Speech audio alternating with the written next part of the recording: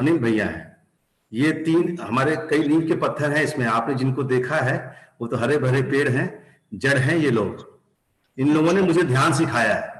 मैं पहली बार 86 में, 16 ईयर्स ओल्ड, और अनिल भैया ने 25 दिन मेरी क्लास दी थी, सांस कैसे लेते हैं और कैसे छोड़ते हैं। ये नवीन भैया, ये अनिल भैया, मैंने इनसे सीखा, और आज भी मैं कहीं गलत होता हूं तो इनके पास अथॉरिटी है कि मेरा कान उमेड़ सकते हैं। और अनिल भैया के अंदर वो खूबी है कि ये खाली कविता में आपसे बात कर लेंगे, इनके कवित्व तो फूटता है। अब मैं इनके बारे में क्या बोलूं, यही जो बोल रहा हूं बोले, आप म्यूट हो भैया। उन्हीं से कविता सुनते हैं।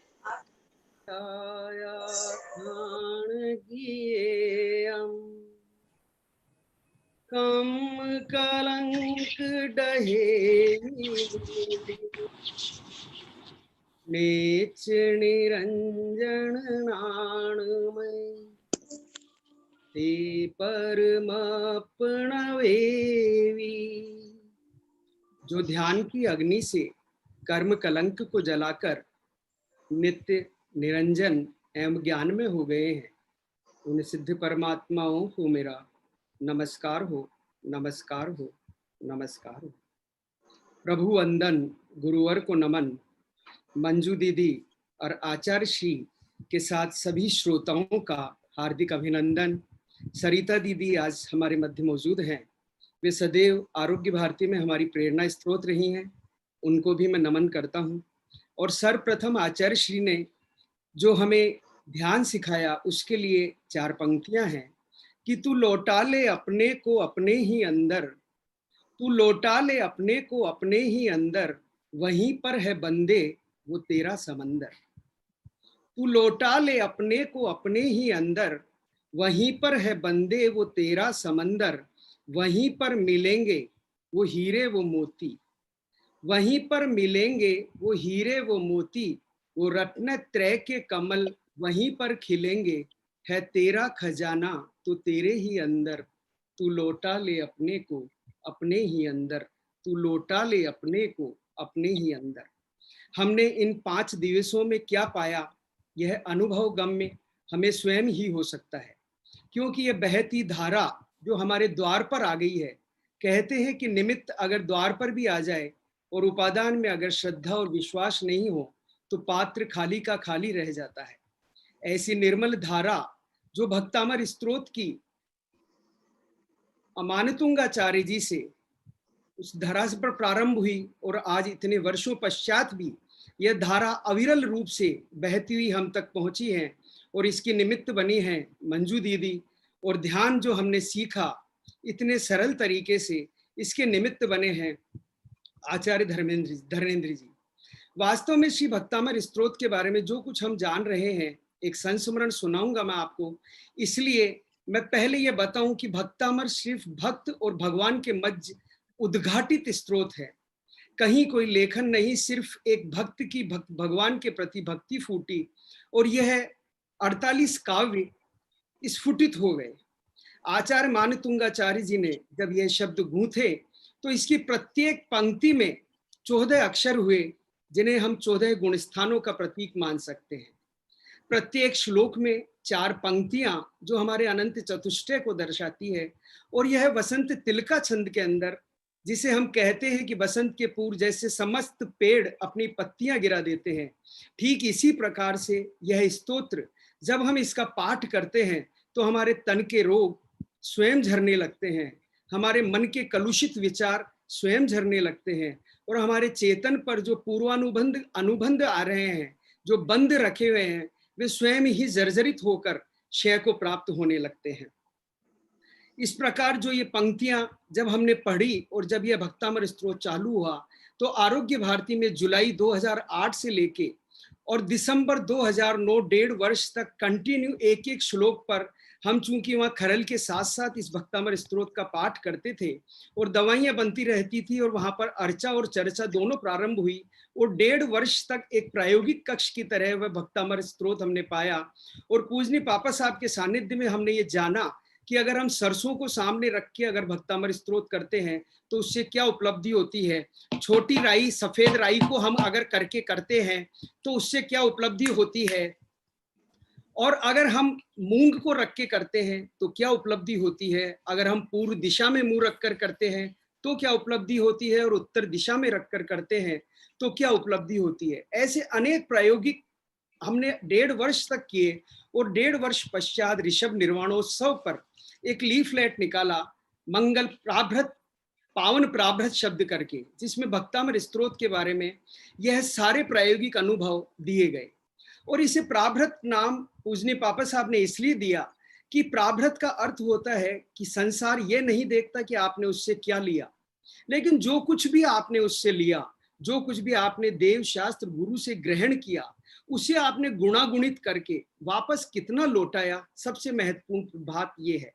और यही प्राभृत मांगनी तुंगाचार्य जी ने हम सबके लिए छोड़ा है, और हमारा भी दायित्व बनता है कि जो कुछ हमने सीखा इन पंचदिवसीय अभिधान में, इस चिंगारी को हम गुणागुणित करें। ये जो धारा भक्तामृत स्तोत्र की सुप्त प्राय हो गई, उस सुप्त धारा को हमने जो मंजू दीदी के माध्यम से जागृत किया, और जो आरोग्य भारती पिछले 46 वर्षों से, जब से आरोग्य भारती की स्थापना हुई, उस भूमि पर कोई भी दिवस ऐसा नहीं है जब भक्तामृत स्तोत्र का पाठ नहीं हुआ। और इसको अगर हम वास्तु से जोड़ें तो हम भय खाते हैं, डरते हैं, लेकिन आरोग्य भारती जिस भूमि पर बना हुआ है उसका अगर हम इतिहास देखें तो वह एक खंडर मात्र था, और उसके अंदर कदम डालने से भी लोग डरते थे। और ऐसी भूमि को जब लेकर वहां पर आगे के भाव में भक्तामृत स्तोत्र प्रारंभ किया गया तो पीछे की दिशाएं खुलती गई, और आज उस खंडर का कितना सुंदर रूप हमारे समक्ष है, यह हम देखने और जानने को मिलते हैं। इसलिए अगर हम ये कहें कि मंजू दीदी ने जो ये रिद्धि मंत्रों द्वारा बना रही है, ये हमारे प्रायोगिक अनुभव हैं कि हम जिस वास्तु के लिए इधर उधर दौड़ते रहते हैं, अगर हम हमारे निवास स्थान पर इस भक्तामृत का पाठ करें तो जो सुप्त वास्तु है अपने मकान का, जो आपके निवास स्थान का सुप्त वास्तु है, वह जागृत होता है, उसे खुशी होती है, उसका आपका गुंजन सुन के वह लहलहाता है, कह कहाता है, और आपको वह उन्नति प्रदान करता है, आपकी वह दिशा प्रशस्त करता है। और इसी प्रकार जब भक्तामृत स्तोत्र को आप इस वास्तु के साथ प्रतिदिन गुंजन करने लगते हैं तो कहते हैं कि 6 लेश्याएं बताई गई है अपने, कृष्ण, नील, कापोत, पीत, पद्म और शुक्ल। मंजू दीदी ने कल बताया कि हमने 8 काव्य पर एक वलय पूरा कर दिया। निश्चित रूप से 8 को अगर हम 6 भागों में बांटें और एक एक लेश्या पर 8 जो काव्य हैं उनका प्रयोग हम करें तो हमारी लेश्याओं में उत्तरोत्तर प्रगति होती है। हम कृष्ण से नील, नील से कपोत, कपोत से उन धर्मलेश्याओं की तरफ पीत, पद्म और शुक्ल को प्राप्त होते हैं। और जब कोई शुक्ल लेश्या को प्राप्त होता है, उसके अंतरंगी की कलुषिताएं अगर समाप्त हो जाती है, तब उसका ध्यान आर्त और रौद्र ध्यान मानी अपने शरीर के रोगों के ध्यान से अपने मन के कलुषित विचारों को छोड़कर और फिर वह धर्म ध्यान की तरफ बढ़ता है। वहां से प्रारंभ होती है इस भक्तामृत स्तोत्र की ज्योति। जब हम धर्म ध्यान में बढ़ते हैं, जब हम उस लेश्याओं के चक्रों पर इसका प्रतिदिन पाठ करके करते हैं, कोई जरूरी नहीं है कि हमें ये कंठस्थ याद हो, लेकिन हमारा श्रद्धा होना जरूरी है। कहते हैं कि श्रद्धा के बिना हम कोई भी मंत्र कर लें, हम नमोकार महामंत्र कर लें या ये पाठ कर लें, अगर उसमें श्रद्धा का पुट नहीं जुड़ा हुआ है तो हमारी उपलब्धि नगण्य रहेगी। अगर श्रद्धा के साथ इसे सुना जाता है, इसे पढ़ा जाता है, तो हमें वही फल प्राप्त होता है और वही रिद्धि मंत्रों का फल प्राप्त होता है। हमारा ध्येय इन श्लोकों के माध्यम से 48 निर्यापकों के जो 48 श्लोक बताए गए हैं, उसमें एक एक श्लोक को अगर हम समता से बोलें तो पूरा 1 मिनट लगता है, और हम इसे श्वास के अभ्यास के साथ बोलें।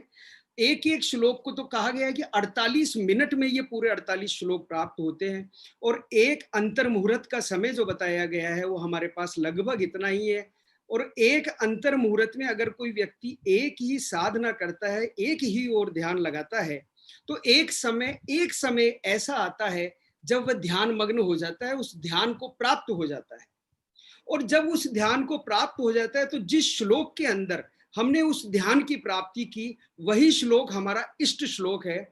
हमें बार बार दोहराते हुए उस श्लोक को प्राप्त करना चाहिए कि हमारे लिए कौन सा इष्ट श्लोक है, और उस इष्ट श्लोक को अगर गुरुवर के निर्देशन में एक विधि द्वारा उनके निर्देश के अनुसार अगर हम बोलें तो वह श्लोक हमें सिद्ध हो जाता है। हमारे कार्यों के अंदर मात्र वह एक श्लोक ही हमें आगे बढ़ाने के लिए सफल हो जाता है। और यह 48 मिनट तक इसको 48 के साथ जोड़ा कि जब हम जीवन के अंतिम चरण पर पहुंच जाते हैं तो उन अंतिम चरण में किसी भी संलेखना और संधारा के लिए 48 निर्यापकों का होना अति आवश्यक है। लेकिन कदाचित अगर 48 निर्यापक मौजूद ना हो तो यह 48 श्लोक श्री भक्तामर स्तोत्र के उन निर्यापकों की भूमिका का वहन करते हैं। अगर हम किसी ऐसे व्यक्ति के पास उपलब्ध हो जो अंतिम समय में संथारा ले लिया और जिसके पास कोई नहीं हो, तो हमारा ये दायित्व बन जाता है कि उनकी मनोदशा को इन 48 श्लोकों के द्वारा उनकी मनोदशा को हम परिवर्तित करें ताकि वह उस उच्च लक्ष्य को प्राप्त हो सके जो जिस मोक्ष लक्ष्मी के वर्ण के लिए आचार्य मानतुंगाचार्य ने 48वें श्लोक में लिखा है, वह उस लक्ष्मी का वर्ण कर सके। अब कुछ पुस्तकें हमारे आरोग्य भारती में इस दौरान आई और मैं आज ये चर्चा इसलिए कर रहा हूं कि मंजू दीदी ने जो कुछ बताया उससे मन आह्लादित हो गया, लेकिन हम उसे अगर संवर्धित, पुष्पित और पल्लवित और करेंगे तो जो कुछ शेष रह गया है वह भी हमारे साथ जुड़ जाएगा और इस बहती नदिया के अंदर वह जब उस सागर में पहुंचेगा तो उसका आनंद कुछ और ही होगा। श्री भक्तामर भारती खुरई सागर से वो मेरे ताऊ जी ने छपवाई है। मैं नमन करता हूं कमल कुमार जी को उनके संपादन के लिए, जिन्होंने 121 पद्यानुवाद इसमें किए गए और ये धारा अभी अविरल चले जा रही है। यह हमारे आरोग्य भारती में इसका बहुत ही हमने पाठ किया है और ये पुस्तक हमारी प्रेरणा रही हुई है। श्री भक्तामर गीतांजलि हमारे गुरुवाणी का प्रकाशन है। आरोग्य भारती में जिन भक्तामर की धारा जिन्होंने बहाई, ऐसे श्री ताराचंद जी वकील साहब के साथ हमने ये भक्तामर सीखा है। और उस वक्त हमारे साथ सर्वोदयी नेता श्री सिद्धिराज जी ढड्डा, श्री तेजकरण जी डंडिया साहब और पापा श्री की मातुश्री, उनका सानिध्य हमें प्राप्त होता था क्योंकि उन्होंने नियम ले रखा था कि मेरे जन्म दिवस पर मैं सर्वप्रथम भक्तामर का पाठ सुनकर ही अपना नया वर्ष प्रारंभ करूंगी। तो ऐसे लोगों का सानिध्य प्राप्त हुआ और उसमें हमारे ये भक्तामर गीतांजलि का प्रकाशन हुआ, जो गत 46 वर्षों से जिस हमारे काव्यांजलि चल रही है।